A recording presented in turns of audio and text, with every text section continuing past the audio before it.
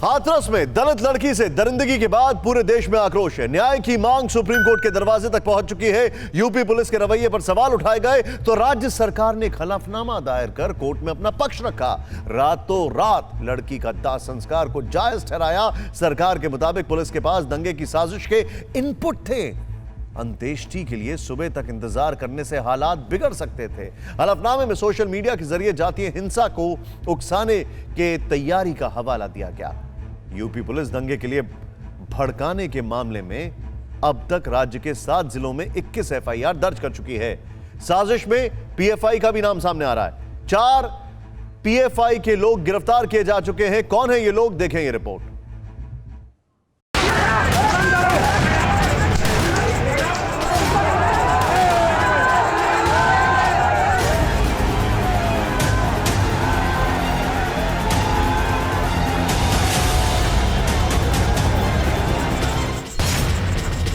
पहले सिमी हुआ करता था और अब ये नए रूप में आया है पीएफआई बनकर। जो राजनीतिक दल हैं वो तुष्टीकरण की राजनीति के चलते उसको संरक्षण देते हैं।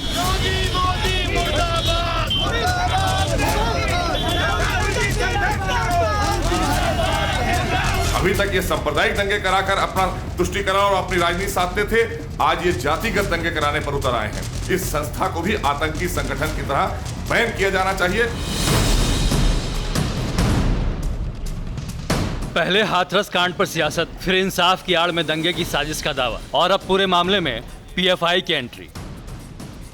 एक तरफ हाथरस की बेटी को न्याय दिलाने की लड़ाई जारी है तो दूसरी तरफ दंगा भड़काने की तैयारी और इस साजिश के पीछे पीएफआई के रोल के दावे ने पूरे मामले को नया मोड़ दे दिया है। दिल्ली से हाथरस जा रहे इन 4 लोगों को मथुरा पुलिस ने सोमवार को गिरफ्तार कर लिया। पुलिस को खबर मिली थी कि एक स्विफ्ट डिजायर कार में सवार कुछ संदिग्ध व्यक्ति हाथरस की तरफ जा रहे हैं। टोल प्लाजा पर चेकिंग के दौरान इन्हें पकड़ लिया गया। पूछताछ में पता चला कि इनका संबंध पॉपुलर फ्रंट ऑफ इंडिया और इसके सहयोगी संगठन कैंपस फ्रंट ऑफ इंडिया से। पुलिस का दावा है कि इनके पास से मोबाइल, लैपटॉप और शांति व्यवस्था को खराब करने वाले संदिग्ध कागजात बरामद किए गए। गिरफ्तार लोगों में सिद्दीकी कप्पन केरल के मल्लेपुरम का निवासी है, जबकि अतीकुर रहमान यूपी के मुजफ्फरनगर, मसूद अहमद यूपी के बहराइच और आलम रामपुर जिले का निवासी। पुलिस के मुताबिक ये 4 लोग हाथरस कांड की आड़ में जातीय दंगा भड़काने की साजिश में शामिल थे। हिंसा की प्लानिंग के लिए बनाई गई वेबसाइट से जुड़े थे।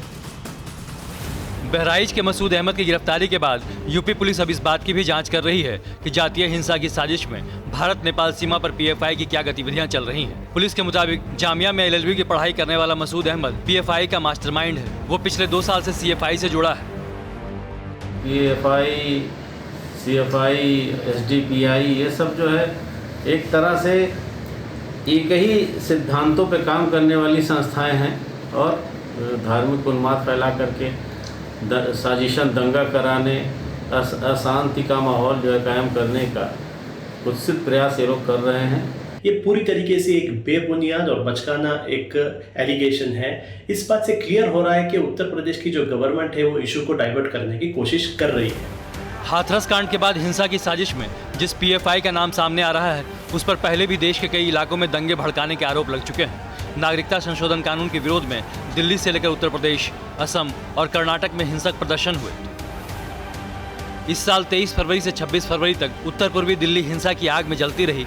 दिल्ली पुलिस ने कोर्ट में दावा किया कि दंगे के पीछे पीएफआई का भी हाथ था। आरोप था कि पीएफआई ने हिंसा के लिए फंड और सामान मुहैया कराया। ईडी ने पीएफआई पर मनी लॉन्ड्रिंग का केस भी दर्ज किया। इस्लामी आतंकवादी संगठनों से साठगांठ के आरोप लगे। जनवरी में सीएए के खिलाफ हिंसक प्रदर्शन के दौरान यूपी पुलिस ने पूरे राज्य में पीएफआई के 133 से ज्यादा सदस्यों को गिरफ्तार किया।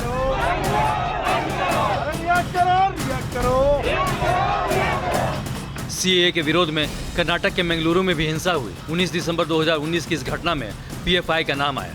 पुलिस ने संगठन के 21 लोगों को गिरफ्तार किया तो असम में हिंसा के बाद पुलिस ने पॉपुलर फ्रंट ऑफ इंडिया के चीफ अमीनुल हक और उसके प्रेस सचिव मुजीम हक को गिरफ्तार किया था। दोनों पर 11 दिसंबर के प्रदर्शन के दौरान राज्य सचिवालय जलाने की साजिश का आरोप था। अब बड़ा सवाल यह है कि अगर पीएफआई इतना ही खतरनाक है तो इसे सरकार बैन क्यों नहीं कर देती। जिस संगठन पर बार बार हिंसा भड़काने के आरोप लगाए जा रहे हों, जिस पर आतंकी संगठनों से साठगांठ के आरोप लग रहे हों, उस पर पाबंदी में सरकार हिचक क्यों रही। हाथरस कांड के बाद दंगे की साजिश में नाम आने के बाद एक बार फिर पीएफआई पर बैन की मांग उठ रही है। लेकिन बीजेपी की विरोधी पार्टियां तो पाबंदी को बाकायदा चुनौती दे रही और सरकार पर निशाना साध रही। पीएफआई का जो रोल आया है वो बहुत ही खतरनाक है और पीएफआई का रोल खाली हाथरस में नहीं, पीएफआई का रोल दिल्ली के दंगों में भी देखने को मिला है, बहुत खतरनाक ढंग से देखने को मिला।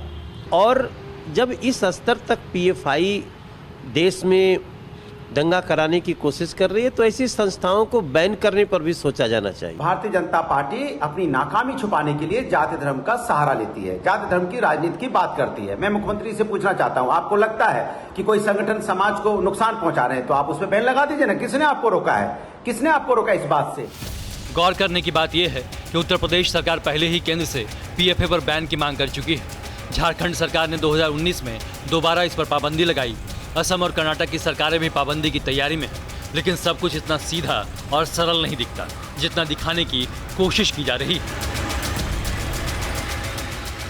अड़ी सोमवार से शुक्रवार शाम 6 बजे सिर्फ TV9 भारतवर्ष पर।